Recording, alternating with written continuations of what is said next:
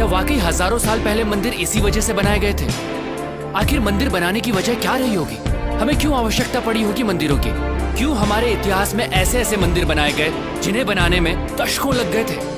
दोस्तों, divine power को और इंटेंसिफाई रूप में पाने के लिए मंदिर बनाया गया। इसे यूं समझिए, जिस तरह साउंड वेव्स को कैच करने के लिए सेलफोन चाहिए, ठीक उसी तरह डिवाइन पावर को उसकी नेचुरल इंटेंसिटी में कैच करने के लिए चाहिए एक पावरफुल टूल, जो है मंदिर।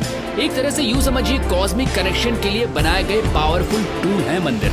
ये एक पॉसिबिलिटी है उस डायमेंशन को छूने की जिससे हम इंसान बने, ये संसार बना, ये ब्रह्मांड बना। और ब्रह्मांड में दूसरे आयामों से कनेक्शन बैठाने के लिए हमारे पूर्वजों ने न सिर्फ मंदिरों में डिवाइन स्ट्रक्चर स्थापित किए, बल्कि उन्हें कॉन्सेक्रेट यानी प्राण प्रतिष्ठित भी किया।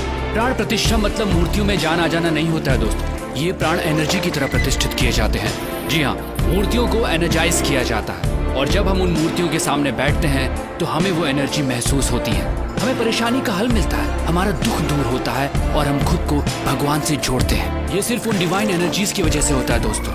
ये एनर्जी आपका सिस्टम जब कैच करता है तो आपकी एनर्जी बॉडी अलाइंड होती है और आप पॉजिटिव फील करते हैं। जैसे हमें अलग अलग लोगों से पॉजिटिव और नेगेटिव वाइब्स मिलती हैं। देखिए दोस्तों, एनर्जी जो है वो आपके थॉट प्रोसेस से ड्राइव होती है और सामने वाला वही महसूस करता है।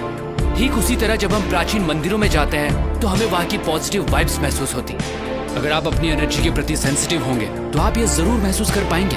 कई मंदिरों की एनर्जी ऐसी होती है कि आप अपने आंसू नहीं रोक पाते, आप इमोशनल हो जाते हैं। हो सकता है आप गिल्ट महसूस करें उस काम के लिए जो आपको गलत लगता है। ऐसी जगह आपको मेल्ट करती है, आपको लाइट करती है, आपको हल्कापन महसूस कराती है। दोस्तों, प्राचीन मंदिर ऐसे एनर्जी सेंटर्स थे जो इंसान की डीप ट्रांसफॉर्मेशन के लिए बनाए गए थे। तभी तो मंदिरों में जाने से पहले नहाया जाता था, ताकि आपकी बॉडी उस एनर्जी के लिए और रिसेप्टिव बने।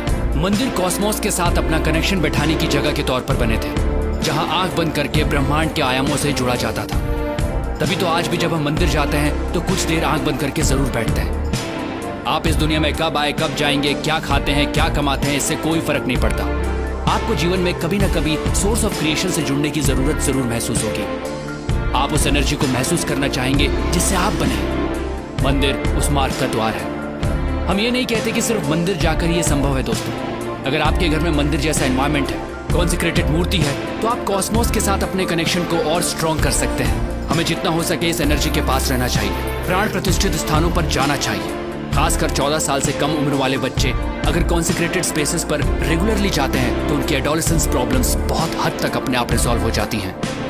दोस्तों, मंदिर या कहिए कॉन्सेक्रेटेड स्पेसेस उस डायमेंशन से जुड़ने का द्वार है जहां से हमारी उत्पत्ति हुई है। ये एक तरह की टेक्नोलॉजी है जिससे हमारा एनर्जी सिस्टम ऐसे अलाइंड होता है कि हमारा जीवन को देखने का नजरिया ही बदल जाता है। तो अगली बार जब भी किसी मंदिर में जाएं तो वहां की प्राण प्रतिष्ठित मूर्ति और उस कॉन्सेक्रेटेड स्पेस की एनर्जी को अपनी एनर्जी सिस्टम से एक होता जरूर महसूस कीजिएगा। दोस्तों, सनातन धर्म सिर्फ धर्म नहीं है, ये एक सोच है, ये एक साइंस है जिसे हजारों साल पहले इवॉल्व किया गया था, जो इंसान को अपग्रेड करती है और आज भी ये उतनी ही एप्लीकेबल है। दोस्तों, इस मॉडर्न युग में हम बाहरी तौर पर बहुत बदल चुके हैं, लेकिन हमारे अंदर इंसान अब भी वही है और आज भी सनातन प्रैक्टिसेस और साइंस हमें अपग्रेड करने के लिए उतनी ही एप्लीकेबल है। सनातन सोच के माध्यम से मैं ऐसी ही चीजें, ऐसी ही साइंस आप तक पहुंचाता रहूंगा दोस्तों। अगर आपके दिमाग में भी ऐसी ही कुछ प्रैक्टिसेस हैं, साइंस हैं, तो आप मुझसे जरूर शेयर कीजिएगा, क्योंकि हमें लगता है इस वक्त वर्तमान में सनातन सोच की आवश्यकता है, क्योंकि यही हमारा भूत है और यही हमारा भविष्य। प्रणाम।